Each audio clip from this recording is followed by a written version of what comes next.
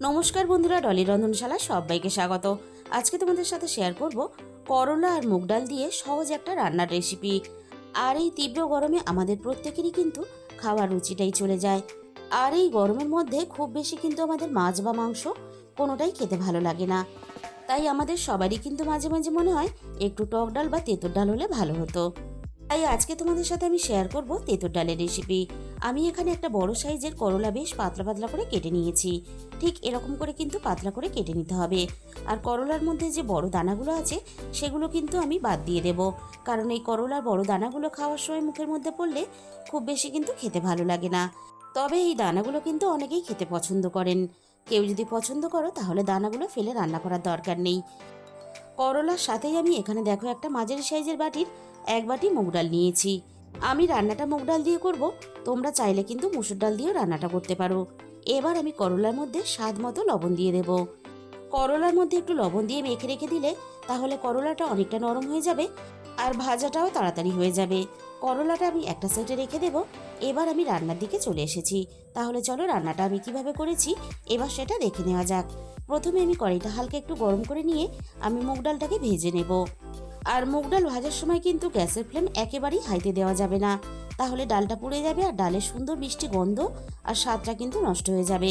Minute 3-4 মতো আমি মুগ ডালটা ভেজে নিয়েছি।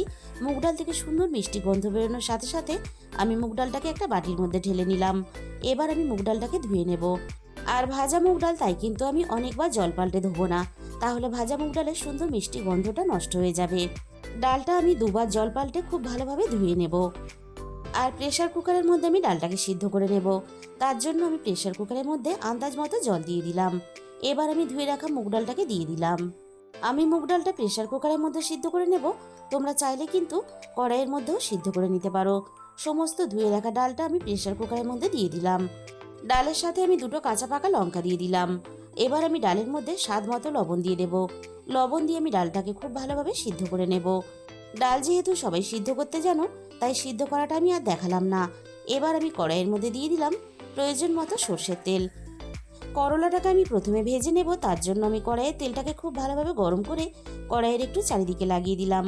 এদিকে ডালটাও সিদ্ধ হয়ে গেছে। প্রেসার কুকারে আমি 2টো সিটি দিয়ে ডালটাকে সিদ্ধ করে নিয়েছি। গ্যাসের ফ্লেমটা একেবারে লোতে রেখে আমি তেলের মধ্যে অল্প একটু হলুদের গুঁড়ো দিয়ে দিলাম।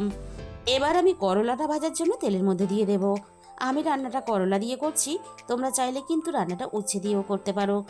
করলা ভাজতে কিন্তু একটু সময় লাগে, তাই গ্যাসের ফ্লেমটা মিডিয়ামে রেখে এবার আমি করলাটা নাড়াচাড়া করে বেশ ভালোভাবে ভেজে নেব। আর করলাটা আমি যেভাবে পাতলা করে কেটেছি ঠিক এইভাবেই কিন্তু পাতলা করে কেটে নেবে, কারণ করলা ডালের মধ্যে দিয়ে খুব বেশিক্ষণ কিন্তু সিদ্ধ করে রান্না করা যাবে না। আমি মিনিট 5 মতো নাড়াচাড়া করে করলাটা দেখো বেশ ভালোভাবে ভেজে নিয়েছি। আর করলা গায়ে একটা সুন্দর ভাজার কালার চলে এসেছে। এর থেকে কিন্তু আমি আর বেশি ভাজবো না। করলা যদি এভাবে একটু নরম করে ভাজা হয় তাহলে খেতেও ভালো লাগে। ভাজা করলাগুলো আমি কড়াই থেকে নামিয়ে নিলাম। ওই একই তেলের মধ্যে আমি আরও 1 চামচ সর্ষের তেল যোগ করে দিলাম। আবারও আমি তেলটাকে খুব ভালোভাবে গরম করে এবার আমি তেলের মধ্যে ফোড়নে দিয়ে দেব অল্প একটু রাঁধুনি। আর এই রাঁধুনিটা কিন্তু অবশ্যই ফোড়ন হিসাবে ব্যবহার করবে। আর সাথেই আমি দিয়ে দিলাম অল্প একটু গোটা জিরে। আর সবশেষে আমি ফোড়নে একটা শুকনো লঙ্কা কুচি দিয়ে দিলাম। আর রাঁধুনিটা কিন্তু ফোড়ন হিসাবে অবশ্যই ব্যবহার করবে, তাহলে ডালের স্বাদ আর গন্ধ দুটোই কিন্তু খুব ভালো আসবে। ফোড়নটাকে আমি কয়েক সেকেন্ড নাড়াচাড়া করে ভেজে নিয়েছি। এবার আমি অল্প একটু জলে ছিটে দিয়ে দিলাম। এবার আমি একে একে রান্নার গুঁড়ো মশলাগুলো দিয়ে দেব।